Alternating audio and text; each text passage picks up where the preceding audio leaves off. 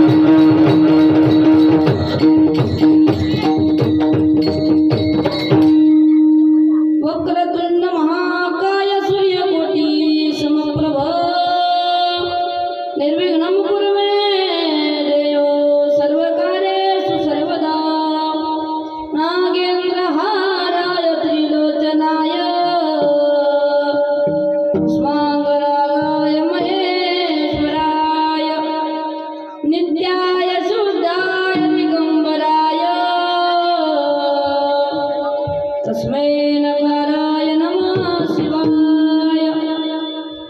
गुरुर्ब्रह्मा गुरुर्विष्णू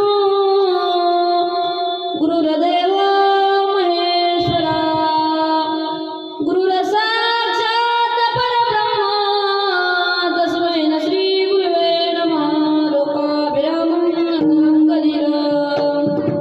राजीव नेत्रं रघुवंशनाथं कारुण्यरूपं करुणाकरं श्रीरामचन्द्रं शरणं प्रपद्ये मनोदेवं मारुततुल्यवेगं जितेन्द्रियं बुद्धिमतां वरिष्ठं वातात्मजमानरयुक्तमुख्यं श्रीरामदूतं शरणं प्रपद्ये महायोगपीठे पुरं पुण्डरीकाय दातुं मुलीन्द्रे समागत्य तिष्ठां तमानादकण्ड परब्रह्मलिङ्गं भजे पाण्डुरङ्गा करुण प्रथमा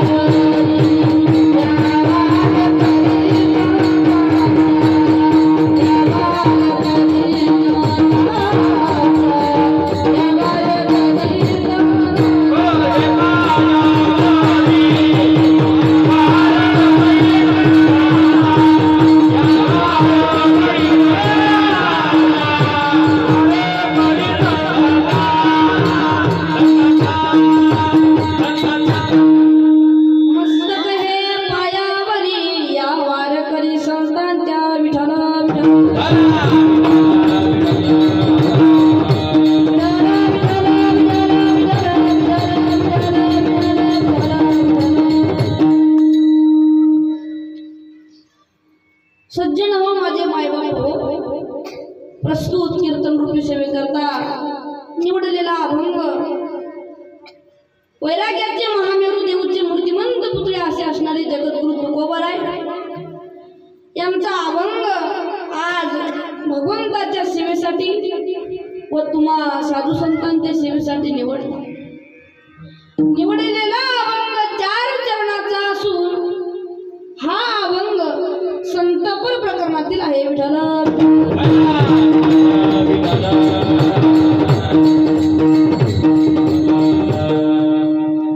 आणि मायबापू सेवेला प्रारंभ करण्यापूर्वी अल्पसा परिहार देणं अत्यंत गरजेचा असतो आणि तो म्हणजे असा की दरवर्षीप्रमाणे याही वर्षी आपल्या गावामध्ये अखंड हरिनाम सप्ताह म्हणजे जेवली आणि आजच्या दिवशीची कीर्तन रूपी सेवा माझ्या वाटेला आली व माझ्या वाटेला आणून देणारे माझे गुरु बापू गुरुवर्य श्री हरिभक्त परायण बाळूजी महाराज डाके मोरचंडीकर यांच्यामुळे मला ही सेवा प्राप्त झाली व तसेच माझे आई वडील सर्व गावकरी मंडळी भजनी मंडळी यांच्यामुळे मला ही सेवा प्राप्त झाली। विठ्ठल विठ्ठल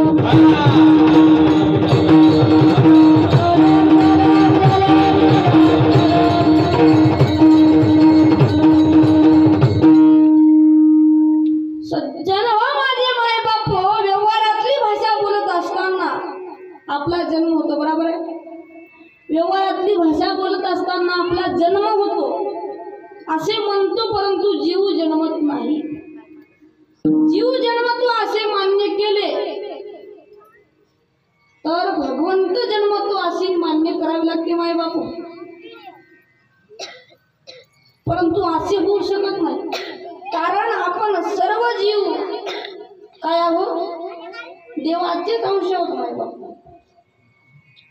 भगवान श्रीकृष्ण भागवत गीतेच्या 15व्या अध्यायामध्ये सांगतात, ममैवांशो जीवलोके जीवभूत सनातन मनःषष्ठानींद्रियाणि प्रकृतिस्थानि करशति विठ्ठल.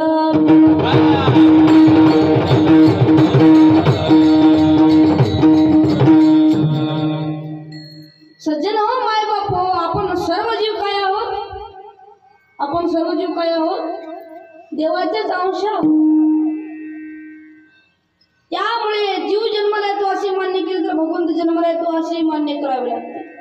आणि भगवंत जन्माला येतो असे मान्य केले तर तो मरतो असे मान्य करावे लागते. माऊली म्हणतात, उभे ते नासे नासिले ते पुनरपी दिसे काय यंत्रे दैसे परी भ्रमेगा. सज्जन हो मायबाप हो, त्याचप्रमाणे देवी भागवतामध्ये श्लोक आहे, जातस्यै ध्रुव मृत्यू ध्रुव जन्म मृत्यू सच मर्यादाच्य दृशिलोके भवेस्य कथ्य मन्यता विठ्ठल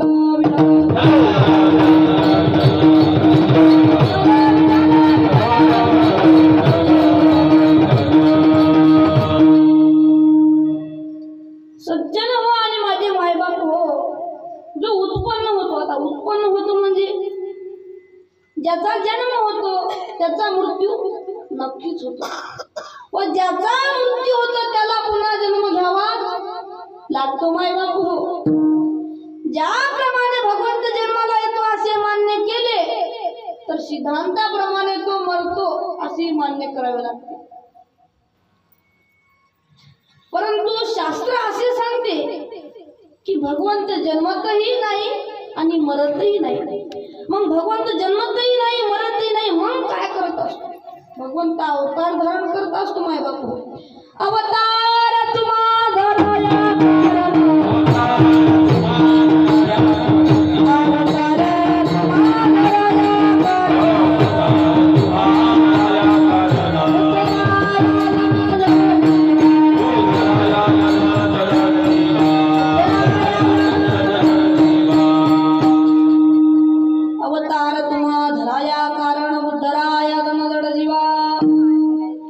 सज्जन हो मायबाप हो, भगवंत जन्मतही नसतो आणि मरतही नसतो.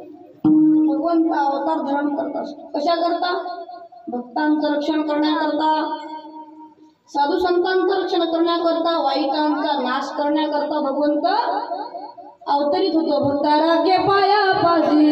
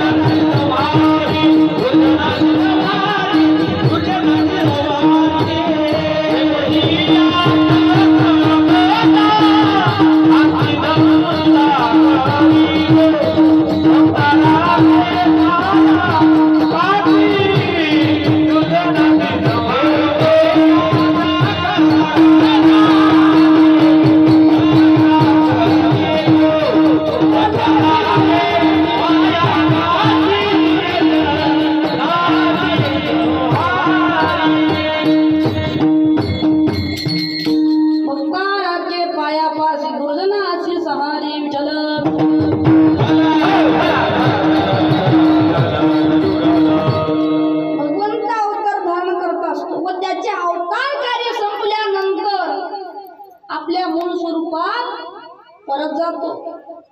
मग भगवंत जन्मत मरत नसल्यामुळे त्याचा अंश जीव म्हणजे आपणही जन्मत नाही आणि मरत नाही. मग जीव जन्मत नाही, मग शरीर जन्मत असेल असे आपण म्हणू किंवा असा प्रश्न आपल्या पुढे राहिला, परंतु तसेही नाही. कारण शरीर हे 5 पंचमहाभूतापासून बनलेले आहे, आकाश, तेज, वायू, जल आणि पृथ्वी. या 5 पंचमहाभूतापासून आपले शरीर बनलेले आहे माय बापू. आणि त्यामुळे आपले शरीर कसे आहे, आणि जड आहे. जड वस्तू या ठिकाणाहून त्या ठिकाणाहून न हात लावता जाते ना महिला मंडळी? जड वस्तू या ठिकाणाहून त्या ठिकाणाहून न हात लावता जाते का? आता तुम्ही घाबरले तर शपथ घेऊन आल्या का आजच्या महाराजाला बोलायचं नाही? जड वस्तू या ठिकाणाहून त्या ठिकाणाहून न हात लावता जाते का? नाही नाही. आता उदाहरणार्थ माझ्या समोर स्टँड आहे. हा स्टँड गायकासमोर न हात लावता जाईल का पुरुष मंडळी? जाणार नाही. साऊंड लगाने येते यावे लागेल, माईक फुलावं लागेल, गायकासमोर ठेवावं लागेल. तेव्हा गायक लोक मायपाट म्हणतील ज्ञानोबा तुकाराम संध्याकाळी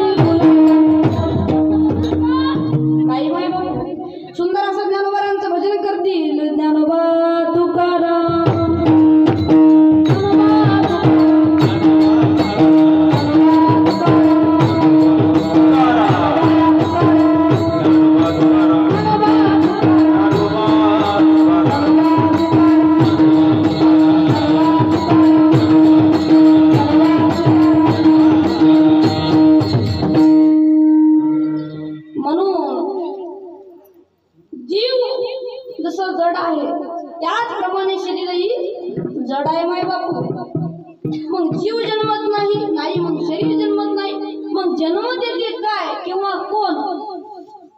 त्याचे सामान्य उत्तर असे आहे की जीव व शरीर या दोघांचा संबंध झाला की नवीन वस्तू आकाराला येते. आणि नवीन वस्तू आकाराला आली की आपण तिचा जन्म झाला असं म्हणतो माय बाबा. जीव व पंचमहाभूतांचा संबंध झाला की नवीन वस्तू आकाराला येतच असते आणि आपण तिचा जन्मच झाला म्हणतो. जीवाला देह मिळाला की तो जन्मत असतो आणि जीव देहाचं लेण लेऊन जन्माला येतो. देहाचे निलेने लेवनी वेगळेपणे असे तव जीवे प्राण त्याची पडिये विठला.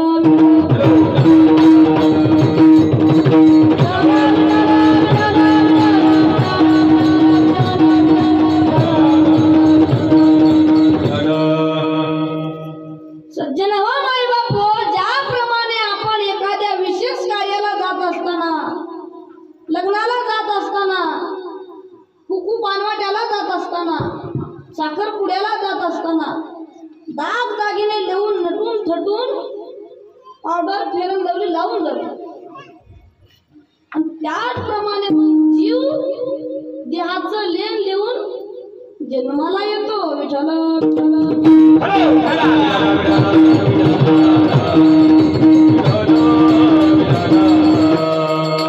जीव आणि शरीर हे दोघे संगीत असतील तर मनुष्य शरीर मिळते. विठ्ठला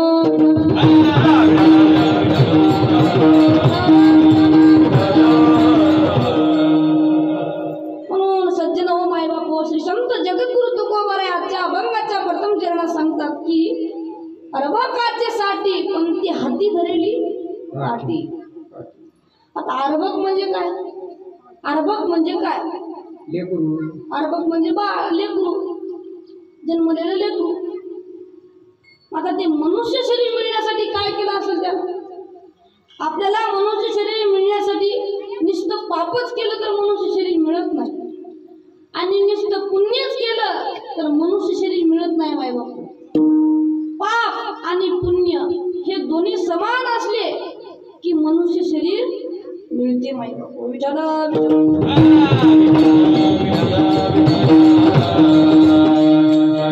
सज्जन हो माझे माय बापू, पाप पुण्य करण्यासाठी काय करावं लागते?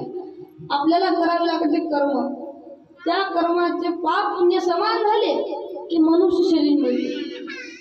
मग त्या कर्माचे पापही होऊ शकते आणि पुण्यही होऊ शकते. बरं का?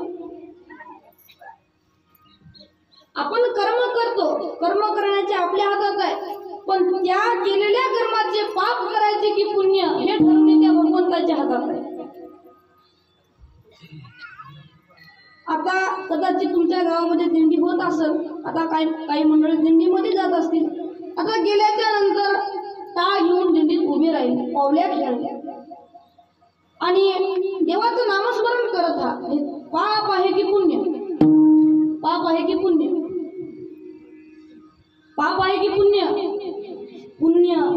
आणि समजा आपण दिंडीमध्ये चहा येतच असते चहा, पण सगळ्यालाच चहा दिला, समजा तुम्हाला चहा दिला नाही, लागली भांडण, घातला टाळ डोक्यात, लागली भांडण, पाप झालं की पुण्य, पाप करण्याकरता गेलो होतं, पुण्य झालं पाप माय बाप. म्हणून केलेल्या कर्माचे पापही होऊ शकते आणि पुण्यही होऊ शकते. एक दृष्टांत सांगतो, सर्वांनी भजन करा. विठाल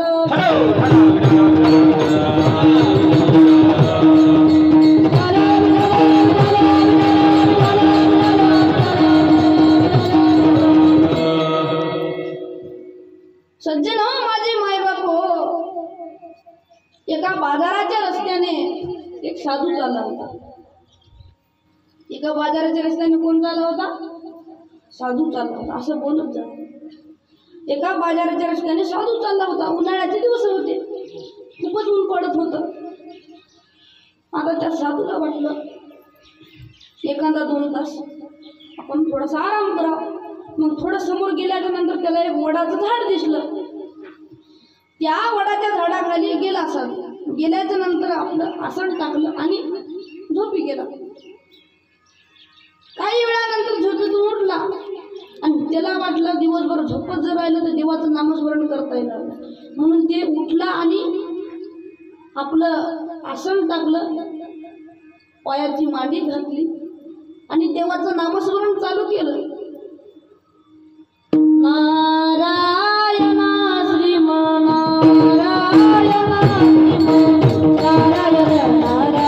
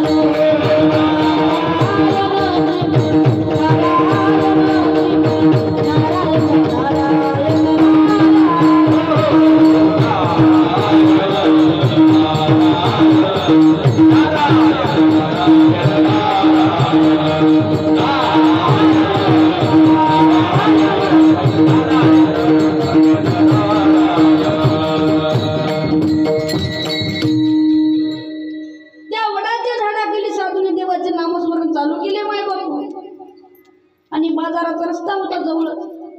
तर एक व्यक्ती बाजार करून घरी जात होता. आता तुम्ही तुमच्या नवऱ्याला बाजाराला धाडता तर काय काय आणायला सांगता? भाजीपाला, कांदे, लसण, तेलाची कॅटली भरून भाजीपाला आणायला सांगता. तर ते व्यक्ती असाच बाजार करत येत होता. तर येत असताना त्याने पाहिले एका झाडाखाली, त्या वडाच्या झाडाखाली लक्ष गेलं. गेल्याच्या नंतर त्याला साधू दिसले.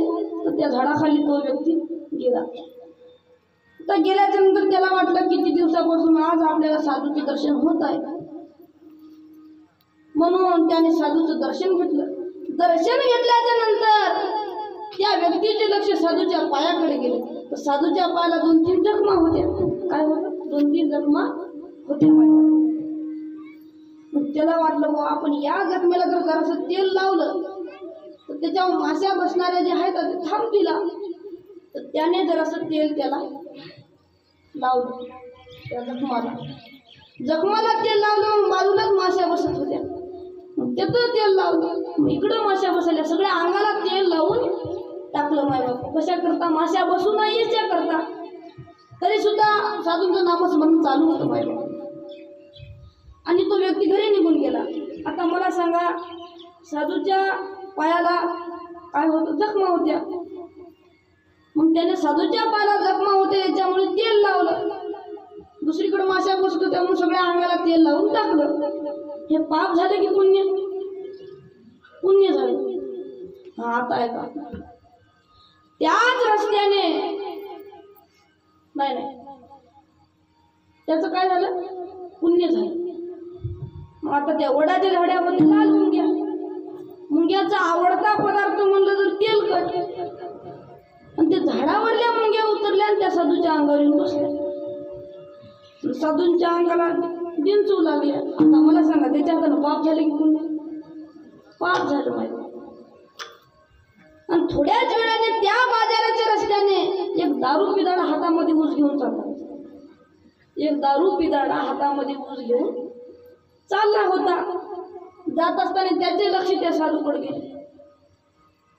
त्याने दुरूनच सेवा द्यायला सुरुवात केली. जवळ गेल्याच्या नंतर एक शिवी द्यायची आणि एक ऊसाची चिवटी खाऊन फेकून मारायची. एक शिवी द्यायची आणि एक ऊसाची चिवटी खाऊन फेकून मारायची. ते ऊस संपून गेला पण सेवा काय संपल्या.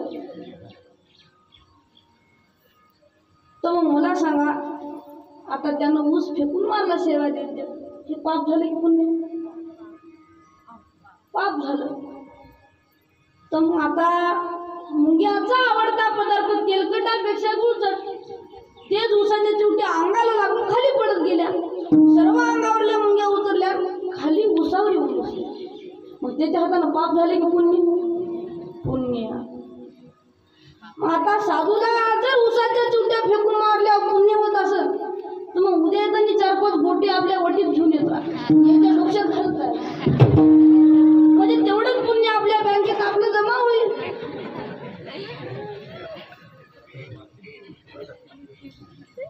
आता म्हणलं मुलगा खरंच घेत येऊ नका. म्हणून आपण केलेल्या कर्माचे पापही होऊ शकते आणि पुण्य होऊ शकते. हे ठरवणे आपल्या हातात नाही. विठ्ठल विठ्ठल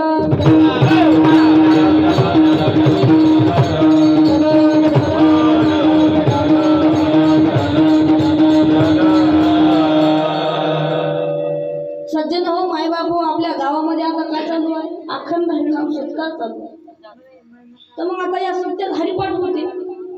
हरिपाठात महिला मंडळींनी पावल्या खेळा पाहिजे. कशा पावल्या खेळा? हरिपाठात खेळताना पाय मोडला तर ते जमत नाही, पण डीजेवर जर नाचून पाय मोडलाय ना ते आयुष्यभर जमल याची गॅरंटी आपण काय देऊ शकत नाही. विठ्ठल विठ्ठल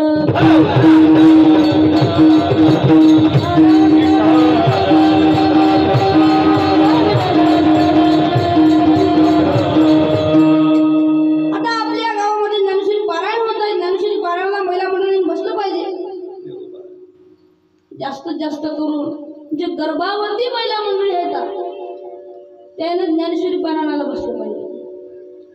रामकृष्ण हरी नामाचा उच्चार असू द्या तुमच्या ओठाला, आणि गर्भात बाळ असताना ज्ञानेश्वरी गाता लागू द्या तुमच्या बोटाला.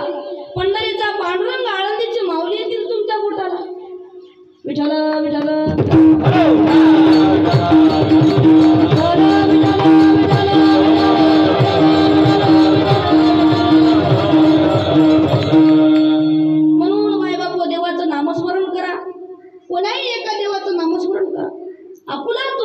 करून घ्यावा आणि तेरे विना देव सुखनो वे. विठ्ठल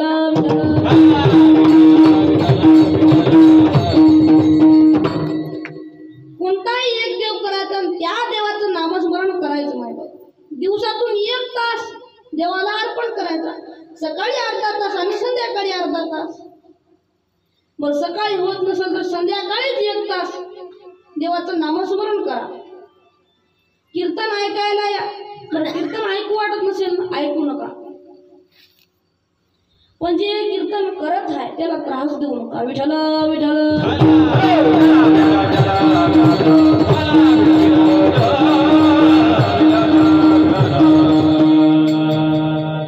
म्हणून माय बापू देवाचं नामस्मरण करा, साधू संतांची सेवा करा. बरं, साधू संतांची सेवा करू वाटत नसेल करू नका. देवाचं नामस्मरण करू वाटत नसेल करू नका.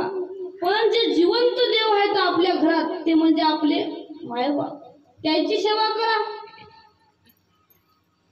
म्हणजे तेवढंच पुण्य आपलं जमा होईल. मायबापाची सेवा करा. काय काय मुलं असे आहेत मायबापाची सेवा तर करत नाहीत, पण गाणे म्हणा हुशार आहे. एक नवीनच झालेला मुलगा, एक काय झालेला नवीन